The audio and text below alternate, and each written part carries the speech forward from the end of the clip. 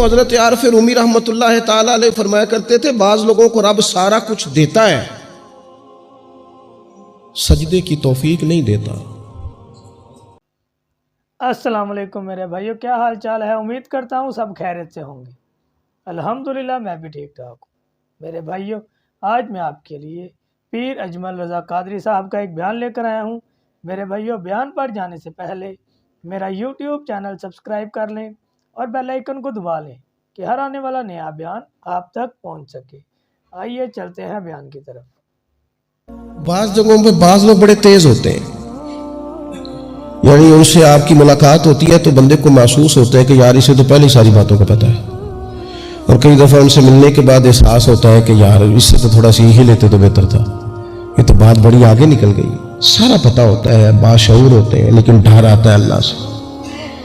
اتنا باشعور آدمی، سمجھدار، پنچایت، پریا، لوگ، دین، دنیا سارا پتہ ہے، نماز کا ٹائم آ گیا تو وہ چھپتا پھرتا ہے۔ اس کی طبیعت پر بوجھ بن رہا ہے معاذ اللہ اللہ کے حضور حاضر ہونا، اسے خیر کا کام کرنا پڑ رہا ہے تو وہ ادھر ادھر نکلتا جا رہا ہے۔ تو سوال یہ ہے کہ پھر یہ شعور کا کیا مطلب رکھا ہوا ہے ہم نے؟ پھر اللہ سے دعا کرنے کی ضرورت نہیں۔ وہ حضرت عارف رومی رحمۃ اللہ تعالی علیہ فرمایا کرتے تھے بعض لوگوں کو رب سارا کچھ دیتا ہے، سجدے کی توفیق نہیں دیتا۔ اس کا مطلب یہ ہے کہ وہ کہتا ہے یہ سارا کچھ لے اور نکل جا، میرے گھر نہ آنا، رکھ سارا کچھ پاس۔ رب سے عافیت مانگی جائے، اس سے اس کا فضل مانگا جائے، اس سے اس کا کرم مانگا جائے۔ اللہ کے پیارے رسول صلی اللہ تعالی علیہ وآلہ وسلم اس عافیت مانگنے پر زور دیتے، توجہ دیتے۔ میں آپ کو صحیح بتاتا ہوں، رب نے اگر کسی بندے کو عافیت میں رکھا ہو نا تو حالات کیسے بھی برے چل رہے ہوں اس کا بگاڑ کچھ نہیں سکتے۔ اور اللہ تعالیٰ معاف کرے 100 دفعہ خاکم بدہن، اگر کسی وقت اس کے کرم کی نگاہ پھر جائے تو پھر سارے اسباب سمیت بھی انسان اپنے پیروں پہ کھڑا نہیں رہ سکتا۔ اس سے جب تک طلب کرم نہیں ہوتا، طلب عافیت نہیں ہوتی، اس کی بارگاہ سے جب تک بندہ مومن پورا رجوع نہیں کرتا، یہ عافیت اتنی اعلیٰ چیز ہے کہ نبی پاک علیہ السلام نے فرمایا آذان اور اقامت کے درمیان جو وقت ہوتا ہے اس میں دعائیں رد نہیں ہوتی۔ دعا مانگا کرو گے تمہاری اللہ اپنے فضل سے قبول کر لے گا۔ عرض کی یا رسول اللہ کیا مانگے؟ تو فرمایا عافیت مانگو رب سے۔ حضرت انس بن مالک حدیث کے راوی ہے رضی اللہ تعالیٰ عنہ، یہاں بھی فرمایا یہ عین قبولیت کا ٹائم ہے، اب اللہ سے عافیت مانگ لو، اس کی پناہ۔ ہم دعاؤں میں بھی محدود ہو جاتے ہیں۔ رب دا طالب کوئی نہ ملیا، جو ملیا طالب زردہ ہو۔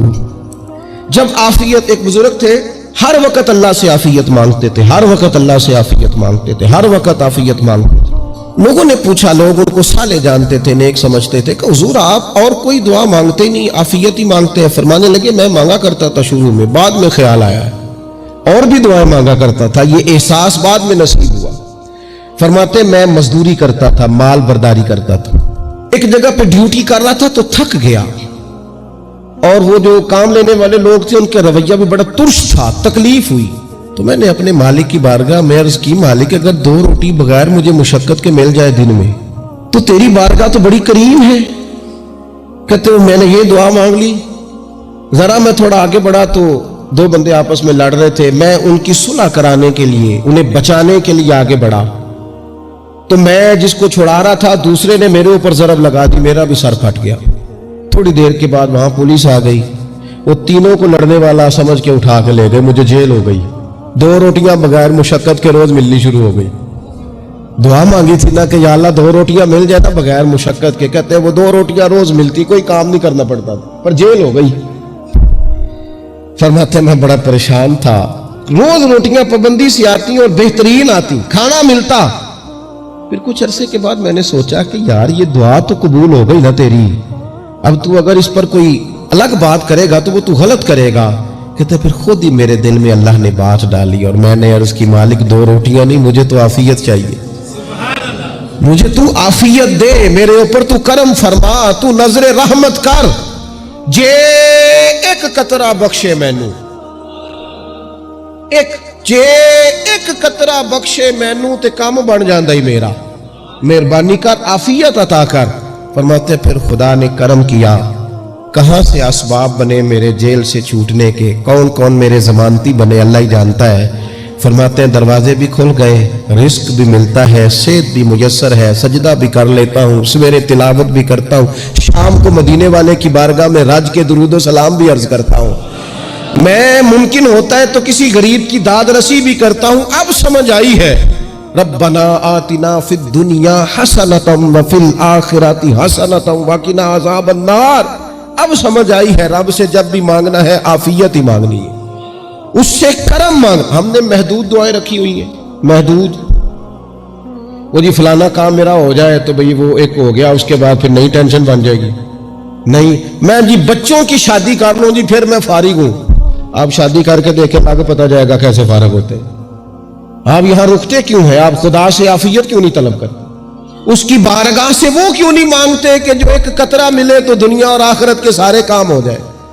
उससे उसकी रहमत का सवाल करे, उससे उसके करम का सवाल करे।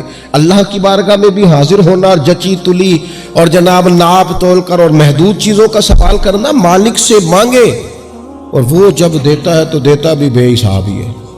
वो जब अता करता है तो करम के दरवाजे खोल के अता करता है, वरना तो एक उलझन से इंसान निकलता है, दूसरी में उलझ जाता है। एक गुत्थी को सुलझाता है, फिर इकबाल रो पड़े थे, कहने लगे मैं अकल की गुत्थियां सुलझा चुका हूं, यार अब मुझे साहिबे जुनून कर दे।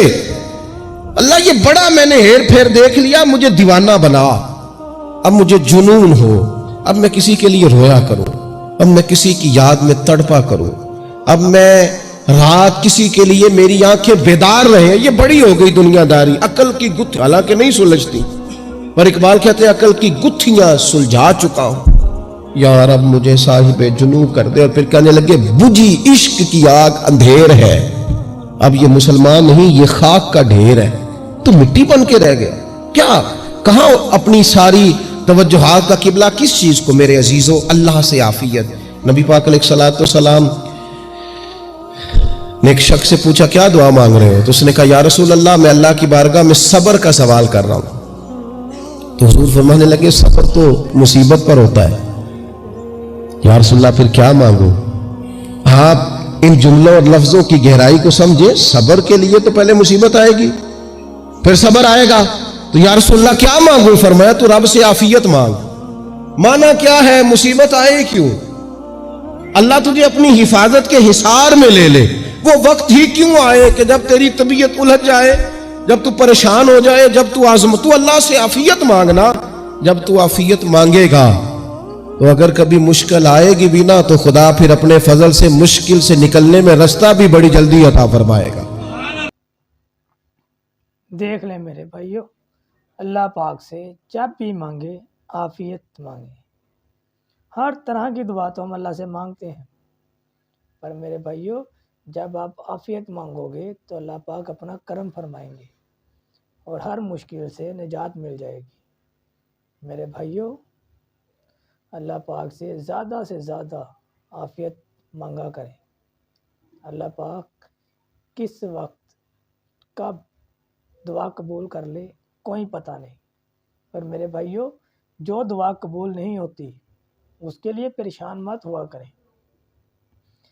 जो दुआ दुनिया में कबूल नहीं हुई उसका अजर अल्लाह पाक क़यामत वाले दिन देंगे, और जो अजर क़यामत वाले दिन मिलेगा आप वहाँ जाके फिर सोचेंगे काश कि मेरी कोई दुआ दुनिया में कबूल ही ना हुई होती। ठीक है मेरे भाइयों, फिर मिलेंगे किसी और नए बयान के साथ। मुझे इजाज़त दें। अल्लाह हाफिज़।